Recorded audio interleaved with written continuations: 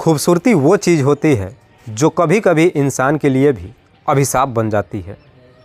आज की कहानी में भी सेम कुछ ऐसी होता है, जिसकी वजह से एक खूबसूरत लड़की हमेशा के लिए इस दुनिया को छोड़ के चली जाती है। नमस्कार, आदाब, मैं हसमुद्दीन और आप देख रहे हैं माही न्यूज़ सिवान। आज की जो सच्ची घटना मैं आपको सुनाने वाला हूँ, दरअसल ये घटना है उत्तर प्रदेश की राजधानी लखनऊ शहर की। लखनऊ का एक इलाका पड़ता है मलिहाबाद। बात कर रहा हूँ मैं 24 फरवरी 2020 की रात्रि के करीब 9 बजे के आसपास। दरअसल इसी मलिहाबाद के रेलवे स्टेशन के लाइन पे एक लड़की का डेड बॉडी रेलवे मास्टर को मिलता है। रेलवे मास्टर जैसे ही डेड बॉडी को देखता है, इस बात की जानकारी नज़दीकी थाने में देता है। इधर पुलिस को जैसे ही सूचना मिलती है, पुलिस अपने टीम के साथ घटनास्थल पर पहुँचती है और सबसे पहले डेड बॉडी को चेक करती है। तो मालूम चलता है कि मरने वाली लड़की की उम्र लगभग 20 साल के आसपास है, जिसके गले पे एक तेज़धार हथियार को चला दिया गया था। पुलिस जब डेड बॉडी को चेक करती है तो आखिरकार उसके पास से एक ऐसा प्रमाण मिल जाता है जिससे उसकी पहचान हो जाती है। लड़की जिसकी नाम है नूरी, जो वजीरगंज की रहने वाली है। नूरी के पिता का नाम है मोहम्मद असलम। पुलिस तुरंत ही इस बात की जानकारी नूरी के पिता मोहम्मद असलम को देती है। मोहम्मद असलम भी अपने पूरे परिवार के साथ घटनास्थल पर पहुंचता है। लेकिन असलम जब अपनी बेटी को मृत अवस्था में देखता है, ना तो वो रोता है और ना ही कोई रिएक्ट करता है। पुलिस भी जब असलम की हाव भाव को देखती है तो पुलिस को भी बड़ा अजीब लगता है। कैसा पिता है जो अपनी बेटी की मौत पे उसे थोड़ी सी भी तरस भी नहीं आ रहा है।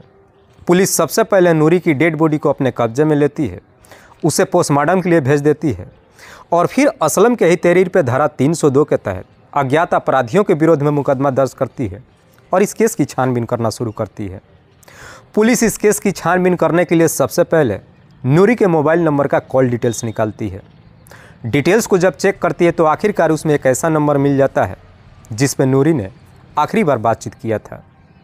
पुलिस जब उस नंबर का डिटेल्स निकालती है तो मालूम चलता है कि वो नंबर किसी सदाब अहमद के नाम पर रजिस्टर्ड है। सदाब जो हरदोई के संडीला का रहने वाला है। पुलिस इसी डिटेल्स के आधार पर हरदोई में जाती है और संडीला से सदाब को अपने कस्टडी में लेकर थाने में पहुंच जाती है और फिर सदाब से नूरी की हत्या के बारे में पूछती है। पहले तो सदाब इधर उधर की बात करता है, लेकिन पुलिस जैसे ही सख्ती दिखाना शुरू करती है, आखिरकार सदाब अपनी सच्चाई कबूल कर लेता है। लेकिन सदाब जब इस हत्या की पूरी कहानी बताता है तो वाकई में इसे सुनने के बाद किसी को भी अपने कानों पर यकीन ही नहीं होता है। नूरी, जिसके पिता का नाम है मोहम्मद असलम, जो वजीरगंज के रहने वाले हैं। नूरी अपने माता पिता के साथ बड़ी खुशहाल तरीके से जीवन व्यतीत करती है। नूरी जो अपने ही इलाके से बड़ी मुश्किल से 10वीं तक की पढ़ाई करती है, उसके बाद अपनी पढ़ाई छोड़ देती है। नूरी जो देखने में जितनी खूबसूरत थी उतनी ही चंचल, स्कूटी भी चलाती थी। घर का हर छोटा मोटा काम करने के लिए खुद ही स्कूटी से मार्केट जाती थी और मार्केटिंग करके घर लेकर आती थी। लेकिन नूरी जब भी मार्केट में जाती थी, लोग जब उसकी खूबसूरती को देखते थे, देखते ही रह जाते थे। दरअसल जो भी नूरी को देखता था, पहली नज़र में उसका दीवाना हो जाता था। लेकिन नूरी किसी के हाथ नहीं आती है। पर जैसे ही कुछ महीने का समय गुजरता है, आखिरकार नूरी की एक दिन मुलाकात सुल्तान से होती है। सुल्तान, जो नाम से ही सुल्तान नहीं था, बल्कि अपने इलाके का काफ़ी दबंग व्यक्ति है। नूरी जब पहली बार सुल्तान को देखती है तो पहली नज़र में सुल्तान को अपना दिल दे बैठती है। उसके बाद से सुल्तान और नूरी के बीच में प्रेम प्रसंग शुरू हो जाता है। जैसे ही दोनों के बीच में प्रेम प्रसंग शुरू हो जाता है, अक्सर एक दूसरे से मुलाकात भी करते हैं और आखिरकार एक दिन शादी करने का फैसला कर लेते हैं। लेकिन इस शादी की मंजूरी नूरी के घर परिवार वाले नहीं देते हैं। इसीलिए नूरी अपने घर परिवार वालों के खिलाफ जाकर सुल्तान से शादी कर लेती है। उसके बाद से सुल्तान के साथ एक किराए के कमरे में रहने लगती है।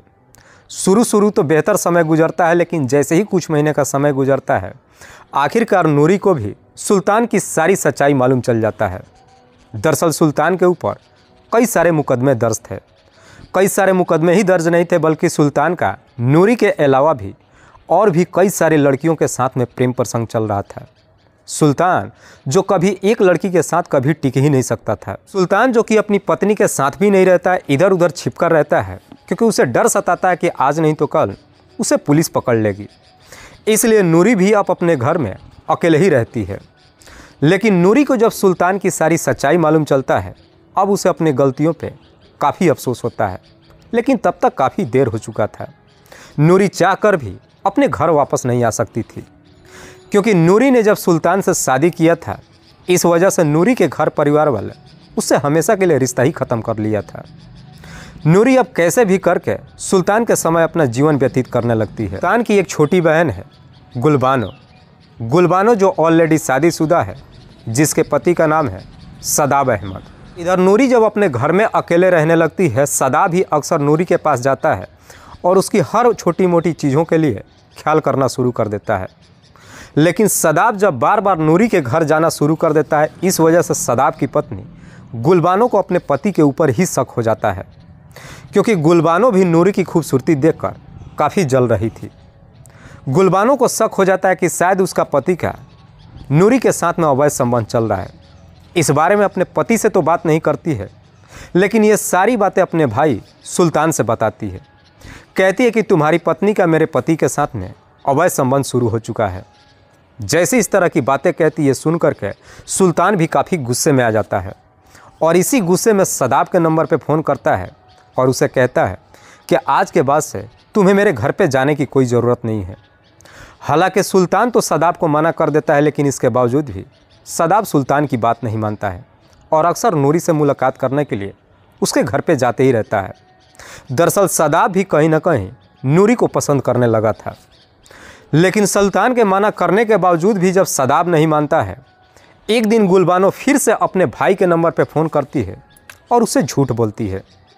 गुलबानो अपने भाई से कहती है कि दरअसल भाभी का मेरे पति के अलावा और भी कई सारे लोगों के साथ में प्रेम प्रसंग शुरू हो चुका है।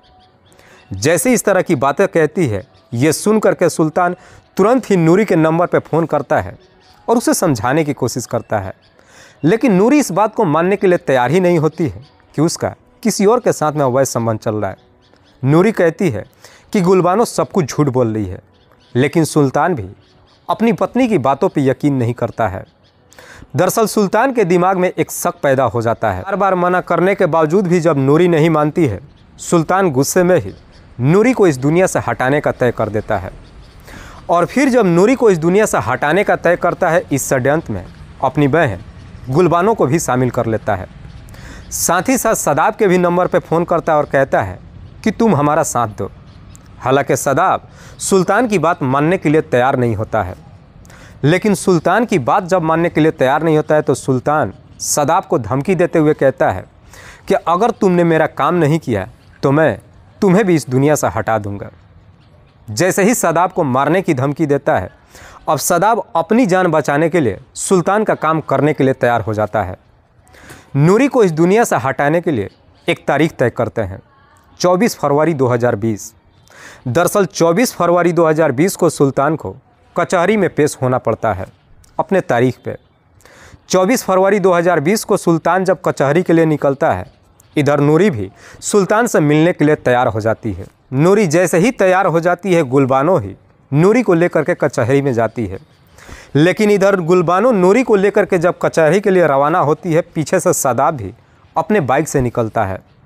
लेकिन सदाब जब अपनी बाइक से निकलता है तो अपने साथ अपने दोस्त जुनैद को भी ले लेता है। उम्र है लगभग 25 साल, जो चिकवन टोला का रहने वाला है।